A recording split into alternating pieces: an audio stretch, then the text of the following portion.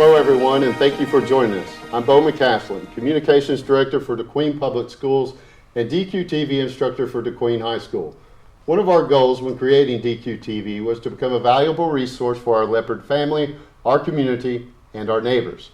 We hope today's show will be just that, a valuable resource for you and your questions concerning the recent uptick in COVID-19 cases, vaccinations, and the safety of students and staff as we all return to school.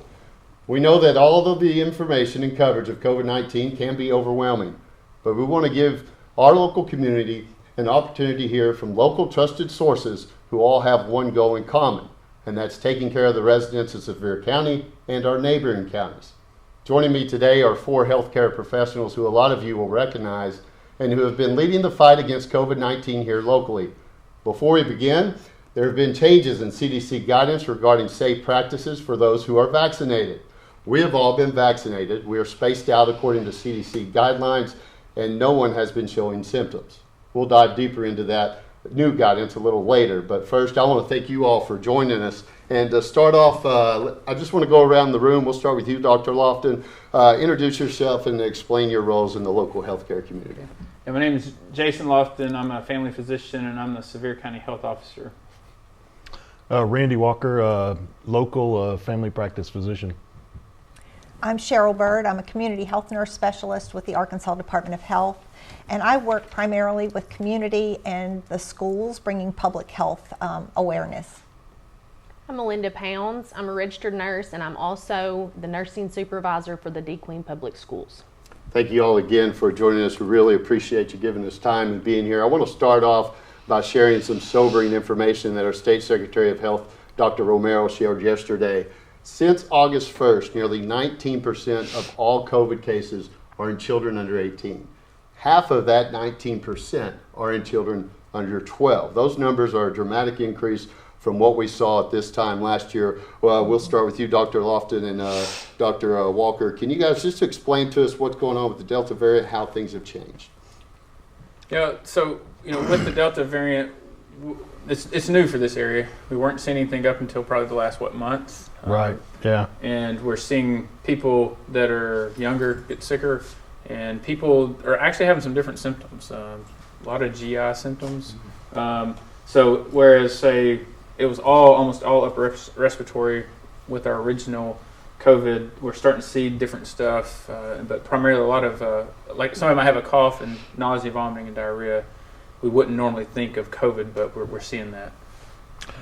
And I think that, from a biochemical point of view, what makes the Delta variant so deadly is that I know everybody's probably familiar with the spike protein being the key that unlocks the door to the human body. And that key on the Delta variant has mutated, and it's become more effective at opening that lock. It also has more of those spike proteins on its surface, and the genetics of it has changed so that it divides quicker. So the viral load that people have when they're exposed is about 1,000 times as much as with the Alpha variant. And in your body, the viruses tend to grow exponentially. So instead of going 10, 100, 1,000 in the Alpha generation, the Delta variant tends to go from 1,000 to 1,000,000 to 1,000,000,000. It's also, contagious 4 days after contact, and they think that the R value of it approaches 10. Whereas with the Alpha variant, one person was expected to infect 2. With the Delta variant, one person is expected to infect 8 or 9 people. So it's a more virulent, more contagious form of the COVID than the Alpha was. And I think that's why it's affected a broader spectrum of the population. The COVID-19 vaccine is now available for those who are 12 years of age and older, but there's still hesitancy across the state for those vaccines. In Sevier County alone, I think our vaccination rate is less than 30%. Some of our neighboring counties are even lower than that. I just want to take this time to go around the room, let each of you share your advice as far as any concerns with the vaccinations. We'll start with you. I'm going to go with this as kind of not from a medical standpoint, but more of a personal standpoint on the vaccine. I have 2 children, 5 and 6, that when they were born, they had severe respiratory symptoms. They spent the first year of their life in and out of the hospital, on and off the vent. So for me, back in December, my oldest son, we woke up to him in the middle of the night. He was in his room, which is across from us. He was in respiratory distress. As a nurse, it takes a lot to really get me scared. That made me scared. We got him to the doctor. He was diagnosed with COVID. Luckily, he recovered quickly from that. However,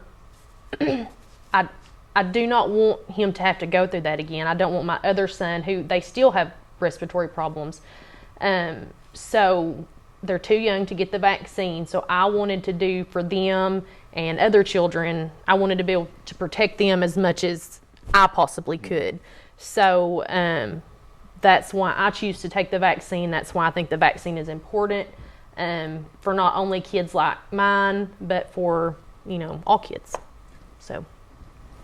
Ms. Byrd? Well, when the Alpha variant first came into play, one saving grace we thought we had was that the kids were not being affected like adults, especially adults with pre-existing problems. With the Delta variant, unfortunately, we're not seeing that. And of course, our children under the age of 12 are not able to receive a vaccine, so they can't get that protection. So personally, I feel like it's my responsibility to take a vaccine to protect my grandchildren that are too young to get the vaccine. Thank you. Dr. Lofton?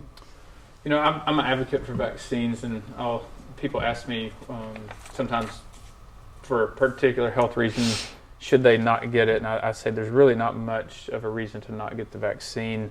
I understand there's people who don't want to get it, maybe for just personal reasons. If it's a fear-based reason, like you're afraid of the vaccine or what it might do, we have history. I'll be 45 this year, and I've had all my vaccines. And looking back, there's really no vaccine that 4 and 5 years later we say, oh, we shouldn't have given that vaccine. We find the trouble with vaccines within the first few months, if there's going to be one. And so from a safety standpoint, we've got decades of vaccine history to look back on and say vaccines are safe. And we can look at the numbers. I can look at a graph and tell you when a country received their vaccines just by looking at the death rate. You can see death rates are climbing, and then when they go down, the vaccines were implemented. And so, and the nature of the human nature, or not human nature, just in nature, things get worse and worse. Survival of the fittest, we've heard of that. This is what's happening. The most fit viruses are the ones that are going to impact us the worst and continue until we get enough people vaccinated, or you saw in the Spanish flu, enough people died, and it went away. And so that's what we don't want to see. Dr. Walker? And we don't know what the next variant's going to be, right. how bad it's going to be. Yeah. Some of the rumors I've heard is it can decrease your sperm count, and that has a United Kingdom study basically proved that to be false, without a doubt. In Europe, there's a growing body of evidence that the vaccine's even safe for pregnant women and children, and it should be available for children under 12, hopefully by the fall, is what the CDC. Yeah, they started studying this month. Yeah. Right. I hear people say that it was rushed into production, and I think what people fail to understand is the normal process to get a drug to market is 10 years because of all the FDA requirements. But they've had messenger RNA vaccines for at least a decade, maybe 15 years. So, and the thing about a messenger RNA vaccine is you can just program a computer, sort of like a copy machine, and it can just print out a vaccine. Or you could do mumps this morning, and this afternoon you could run a batch of rabies vaccines if you wanted to, whatever you wanted to run a vaccine to. So, and a messenger RNA vaccine is totally different than the childhood vaccines that we're used to. I brought a magnet. Let's see. I got a magnet on my phone. It's not staying, so I've seen that.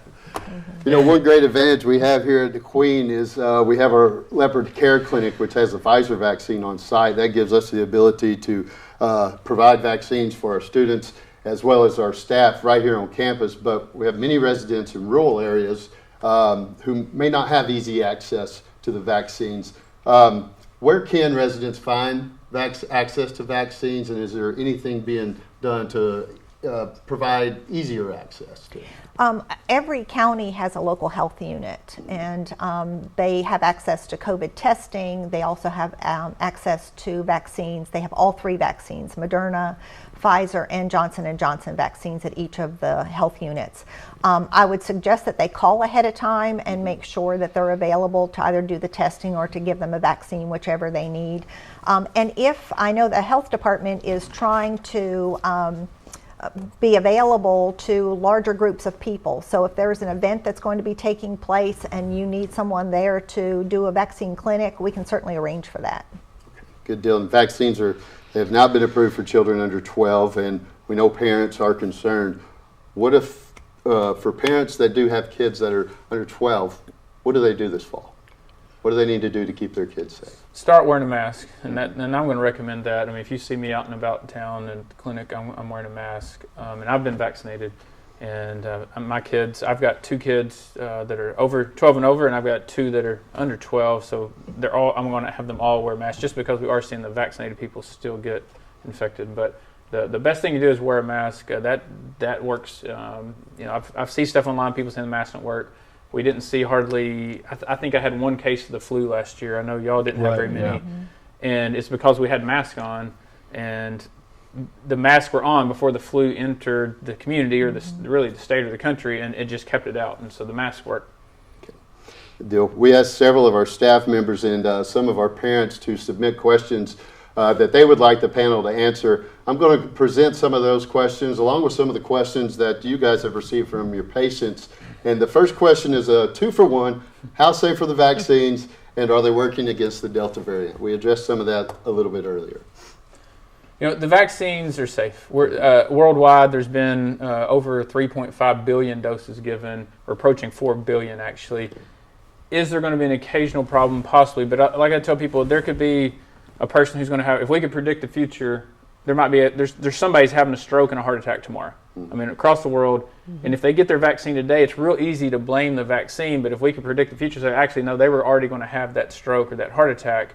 And so we're not seeing cases of lots of problems, and it's hard to say the association of whether or not they actually cause the problem, but really, I haven't had a single patient come back to me and say they've had a problem from the vaccine.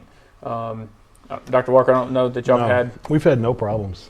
And that's another point, that because of the way these vaccines are produced, these are the safest vaccines that we've ever produced. And in the future, they'll be able to make these vaccines against, cancer and many other diseases. RSV, exactly, yeah. But, it always amazes me. I would just say that people are willing to take ivermectin and hydroxychloroquine and what are some other all kinds of stuff that there's absolutely no data for at all. Yeah.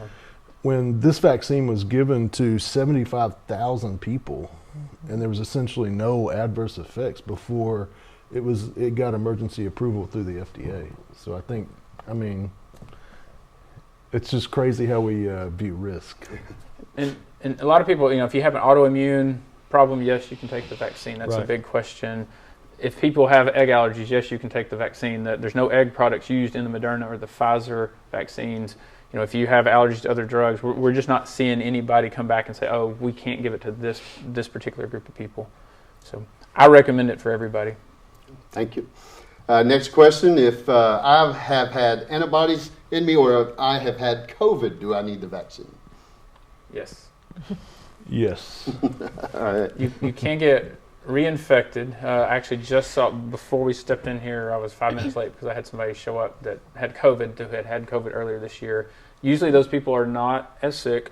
The good news is if your antibodies will protect you for probably 6 months, we think. So if you just had COVID last month, you're probably safe for the next 6 months. But we are seeing people who have been vaccinated get COVID. They're usually not as sick, but that's still a level of, you could potentially pass it on to somebody. So we do recommend that. And I've seen studies that indicate that the viral load in vaccinated people and unvaccinated people is the same. but it's about 1 in 100,000 vaccinated people will die from the Delta variant, and about 4 in 100,000 will be hospitalized. And you compare that to unvaccinated people, and it's the risk is 1,000 times greater. Next question, can you compare the long-term effects of the vaccine? Obviously, we don't know those yet, but can you compare that to the long-term effects of COVID? Yeah, so far, I mean, locally, I can speak locally, we're seeing that we're not seeing long-term effects from the vaccine. I haven't yet to see any. Not say there's not some person worldwide that had some type of reaction, but when you look at the long-term effects of COVID, I mean, there's long COVID symptoms of people having decreased taste for people having depression and some type of potential seizure disorders versus death. I mean, that's the risk we take. And we're seeing blood pressure problems, congestive heart failure, allergic reactions, vision changes, trouble with diabetes, gastrointestinal symptoms that have persisted for months, several months after they were infected with the COVID. So. Next question concerns quarantine. I'm going to direct this one to Mrs. Pounds, who is our point of contact for the school district. She and her co-workers did a wonderful job last year with contact tracing.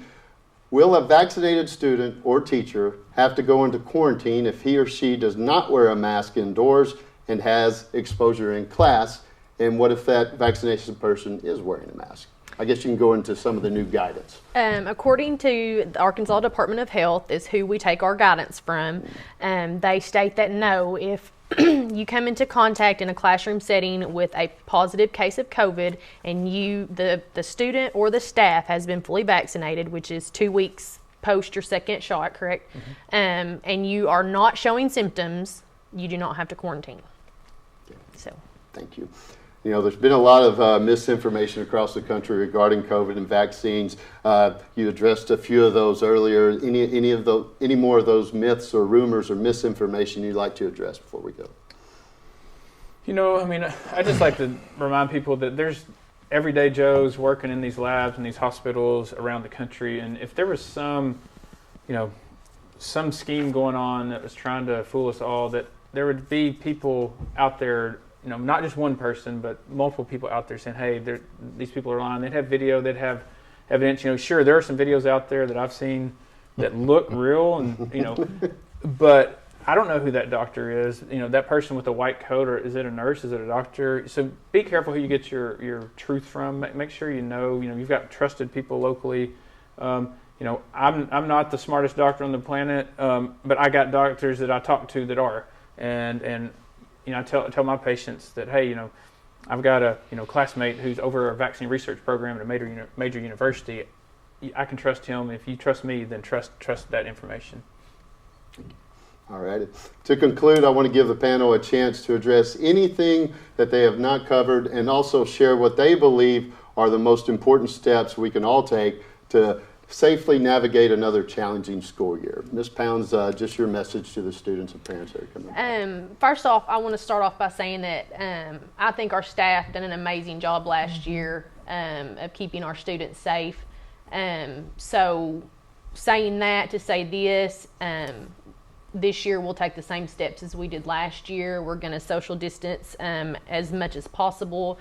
We're going to highly encourage masks. We're going to have stations, hand sanitizing stations, and just really emphasize good hygiene with our kids, keeping your hands to yourself, coughing in your sleep, just simple things that go a long way with this.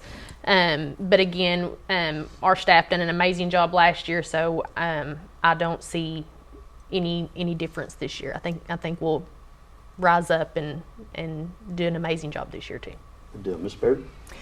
Kudos to all of our local schools. I know they really worked hard to keep their kids and their staff safe throughout the year last year. And the only takeaway I would say is, if you're sick or if your child is sick, please stay home. Yes. Don't send them to school. Don't go to Walmart. Don't go out and about. Isolate yourself until you know what's going on. Thank you. Dr. Walker? Well, I would just say practically about the mask. viruses are transmitted in vapor that you can sort of see in the air, like spraying a spray bottle. And when we talk, we produce a lot of that vapor. So anytime we're talking, it's incredibly important to have a mask on. You know, anytime you sneeze into your sleeve. Right. Just kind of keep that in mind as a practical matter of how and when you should use your mask. And just, you know, remind people we're all in this together. You know, we're a community. We all have different families we come from and different backgrounds, but, you know, our whole goal is to, I think, be a community and grow this community. And we're going to have different, you know, there's people who don't agree with me on the mask, and that's okay. I'm not going to berate you for that, or the vaccine for that matter. But let's try to do this together and be wise, and just remember that we are, you know, Sevier County, and try to stay that way and stay strong in that. Thank you. Thank all of you for your time, your advice, and your commitment to the health of our residents and also our schools. It takes a village, and it took a village last year. We managed to complete a successful school year last year with limited closings, and in many ways, we're more ready this year because of what we've learned. Despite facing another challenging school year, it's still a great day to be a leopard, and our leopard family hopes today's information helps you decide what is best for your family. I'm Bo McCaslin, and for our panel, and everyone at the Queen Public Schools, I thank you for joining us, and we hope everyone has a safe and wonderful school year.